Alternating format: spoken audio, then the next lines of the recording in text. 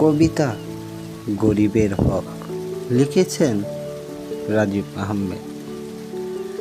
গরিবের হক মেরে খেয়ে করছি বাড়ি গাড়ি, মনে আমার মহানন্দ, ছয়তলায় এক বাড়ি।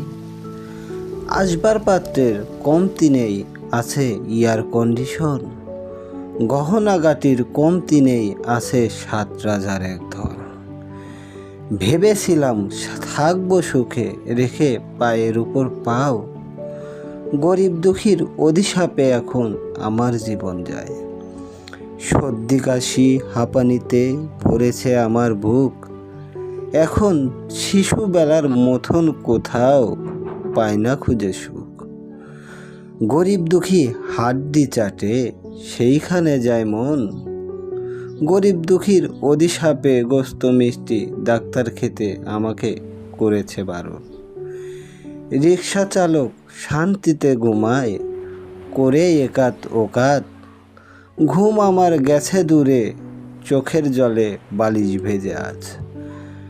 আসলে ওই মুচি বেটা বড়ই বুদ্ধিমান, কারু ধার ধারে না বেটা, করে সৎ কাম।